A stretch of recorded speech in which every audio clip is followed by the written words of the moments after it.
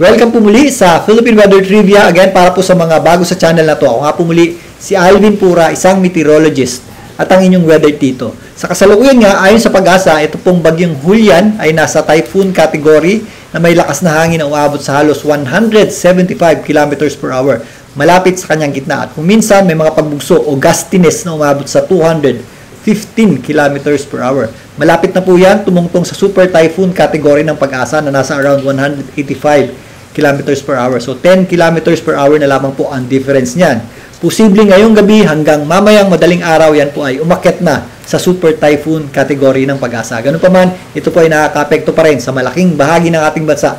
Lalong-lalo na po dito sa malaking bahagi ng Northern Luzon at extreme Northern Luzon. Sa kasalukuyan, ito po ay unti-unti nang lumalayo dito sa area ng Batanes. Ito ay huling namataan ng Pag-asa sa layong around 80 kilometers west o kanlurang bahagi ng Batanes area. Nandito po yan sa ibabang bahagi ng Taiwan.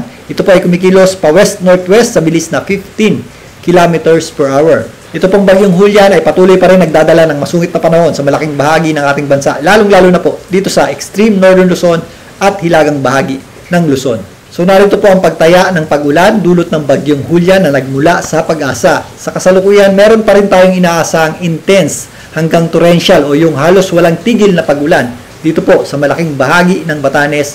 Kasama po dyan ang Babuyan Islands, maging dito sa Ilocos Norte.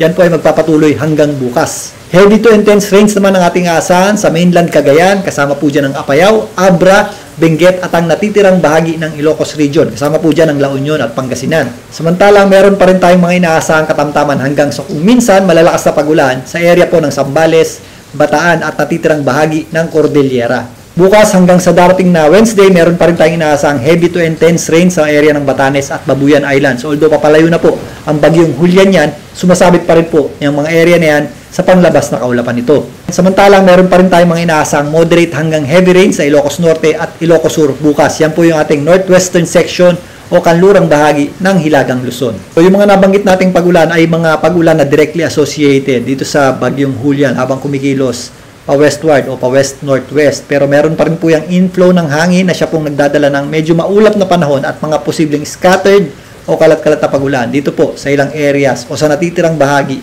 ng Central Luzon. Ganon din po ang ating aasahang panahon dito po sa area ng Metro Manila, Calabarzon, maging dito sa Occidental Mindoro. Pero significantly less po yung ating mga pag-ulan if ever meron man kumpara dito sa hilagang bahagi ng Luzon. Para naman sa lakas ng hangin, magpapatuloy ang ating breezy hanggang gusty conditions o paminsan-minsan pabugso-bugsong hangin dito po sa area ng Ilocos Region, Cordillera, kasama na po dyan ang mainland Cagayan, maging dito sa ilang bahagi ng Isabela, Aurora, Zambales, Bataan, Metro Manila, maging dito sa area ng Calabarzon, Romblon, Camarines Norte, Camarines Sur, at Catanduanes. Ito po ay ayon sa Pag-asa. At habang papalayo ng bagyong Julian sa darating na Wednesday, sasabit pa rin po yung wind flow niyan o yung paglabas na kaulapan dito po sa area ng Batanes, Babuyan Islands, kasama na po dyan ang Ilocos Norte, Ilocos Sur, Apayao at Abra. So meron pa rin tayong mga posibleng breezy hanggang gusty conditions dyan. Again, ito po ay lakas ng hangin na dulot ng wind flow o yung hangin na papasok doon sa sirkulasyon ng bagyong Julian. So ito po ay lakas ng hangin na may mga areas po dyan na kakaunti ang pag-ulan or may mga areas din na halos wala. So maliban po sa malalakas na hangin at malalakas na pag-ulan, nagkakaroon din po tayo ng matataas na alon at magalaw na karagatan. Usually kapag tumutungtong sa typhoon category yung ating bagyo, nagge-generate po yan ang tinatawag nating storm surge at habang lumalakas po yan, lumalaki rin po yung ating inaasahang pag-alon ng karagatan. Kaya dahil dito sa bagyong Julian, meron po tayong mga posibleng hanggang 14 meters na taas ng alon dyan po sa area ng Batanes. Halos 3 palapag po yan ha. Hanggang 10 meters naman ang laki ng alon ng ating aasahan dyan po sa may area ng Babuyan Islands. Hanggang 6 meters na taas ng alon naman dito sa area ng Ilocos Norte. At halos 5 metrong taas ng alon ng ating aasahan sa northern seaboards ng Cagayan at sa natitirang bahagi ng Ilocos Norte. So again, mag-ingat din po tayo sa mga posibleng epekto ng storm surge o matataas na alon, lalong-lalo na po sa mga coastal areas. So again, mula po sa forecast track ng Pag-asa, ito pong kulay pula, yan po yung ating at least typhoon force winds. Although unti-unti na pong lumalayo ang bagyong Julian dito po sa area ng Batanes, sakop pa rin po itong pulang bilog. So magpapatuloy po dyan yung masungit na panahon at malalakas na bugso ng hangin na may kasamang halos tuloy-tuloy na pag-ulan. At ito namang kulay dilaw yung ating at least tropical storm winds. Sakop pa rin po niyan ang malaking bahagi ng Northern Luzon at itong ilang bahagi ng Central Luzon, yung itaas na bahagi po nito. So mag-ingat din po tayo sa mga posibleng epekto ng mga pabugso-bugsong hangin dyan po sa general area na yan. Base dito, magpapatuloy pong kumilos ang bagyong Julian pa west-northwest palabas ng ating Philippine Area of Responsibility.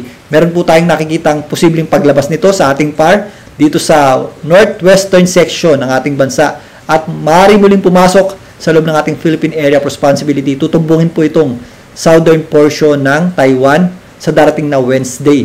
Meron tayong nakikitang significant na paghina nito dahil sa interaksyon nito sa mga kabundukan ng Taiwan at posible po itong humina muli bago pa man makalabas ng ating Philippine Area of Responsibility sa darating na Thursday. So again, magpapatuloy po yung ating nararanasang malalakas na pagulan, particularly dito sa northwestern section ng Luzon at extreme northern Luzon. Kaya ugaliin po mag-check ng heavy rainfall warning advisory ng Pag-asa para sa dami ng ulan sa inyong lugar at ugaliin din po makibalita sa inyong local LGU at DRRMO if ever merong evacuation plan para sa inyo.